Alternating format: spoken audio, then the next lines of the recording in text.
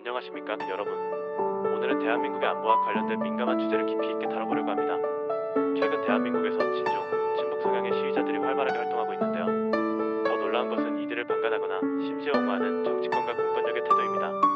게다가 공중파와 주요 언론사들이 중립을 지키지 않고 야당을 지지하며 친중, 친북 성향의 기사와 뉴스를 집중 보도하는 상황까지 벌어지고 있습니다. 이러한 현실이 과연 정상일까요? 우리가 처한 현실을 냉정하게 분석하고 대한민국이 앞으로 나아가야 할 방향을 함께 고민해보겠습니다. 최근 대한민국에서는 친북, 친중 성향의 단체들이 활발하게 활동하며 각종 시위를 벌이고 있습니다. 이들은 북한과 중국의 정책을 옹호하고 대한민국 정부와 군에 대해 강력하게 반대하는 목소리를 높이고 있습니다. 문제는 이러한 시위가 단순한 표현의 자유를 넘어 국가 안보를 위협할 가능성이 크다는 점입니다. 시위대는 주한미군 철수를 외치며 대한민국의 안보 정책을 흔들고 있습니다.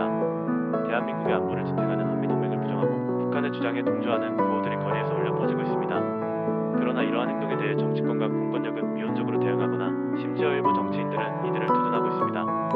이는 대한민국 국민의 안전과 국가 안보에 심각한 위험 요소로 작용할 수 있습니다. 더욱 심각한 문제는 이러한 상황이 공중파와 주요 언론을 통해 확대 재생산되고 있다는 것입니다. 공중파 방송과 주요 언론사들이 중립적인 입장을 지키지 않고 야당과 친북, 친중 성향의 기사를 집중적으로 보도하는 사례가 늘어나고 있습니다. 시위의 본질을 왜곡하거나 국민의 안보 불안을 가중시키는 보도가 이어지고 있습니다. 최근에는 일부 농민으로 위장한 시위대가 트랙터를 대량으로 동원해 여의도에서 대규모 시위를 벌이는 사건이 있었습니다. 트랙터는 법적으로 도로에 진입할 수 없는 농기계이지만 경찰은 이를 단속하지 않고 오히려 후회하는 사건이 있었습니다. 더 충격적인 것은 일부 트랙터에 대북 제재 해제라는 문구가 적혀 있었다는 사실입니다. 이는 시위의 본질이 농민의 권익을 위한 것이 아니라 북한의 입장을 대변하는 정치적 의도가 깔려있다는 점을 시사합니다. 정치권에서는 표현의 자유라는 명목 아래 이들의 활동을 사실상 방관하고 있습니다. 민주주의 국가에서 다양한 의견이 존재하는 것은 당연합니다. 그러나 국가의 존립과 국민의 안전을 위협하는 활동은 결코 방치되어서는 안됩니다. 경찰과 검찰 또한 마찬가지입니다. 일부 시위에서는 국기를 훼손하거나 대한민국을 모독하는 발언이 무공연하게 이루어지고 있습니다.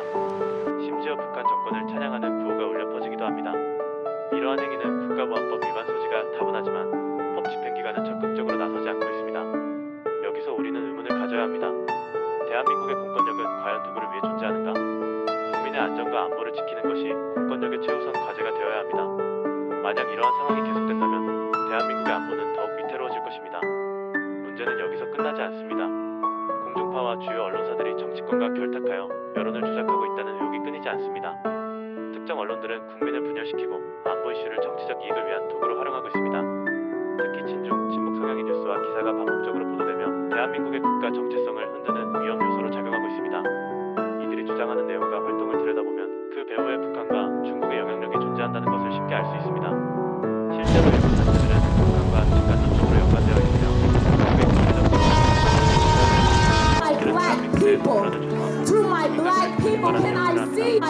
그런데 이러한 활동이 언론을 통해 미화되고 언론이 친북 친중 세력의 목소리를 대변하고 이들의 활동을 국민이 마치 정당한 것으로 인식하게 만드는 것입니다. 이러한 왜곡된 보도는 대한민국의 안보를 더욱 위태롭게 만듭니다. 과거에도 대한민국은 이런 내외부의 위협에 직면한 적이 많았습니다. 그러나 국민의 단합과 정부의 강력한 대응 덕분에 이를 극복할 수 있었습니다. 지금도 마찬가지입니다. That say black trans lives matter. 그렇다면 대한민국은 앞으로 어떻게 나아가야 할까요? 첫째, 국가보안법을 철저하게 집행해야 합니다. 국익을 해치는 행위에 대해서는 엄정하게 대응해야 합니다. 표현의 자유는 보장되어야 하지만 국가의 중립을 위협하는 활동은 반드시 중지해야 합니다. 둘째, 국민의 안보의식을 높이는 교육이 필요합니다.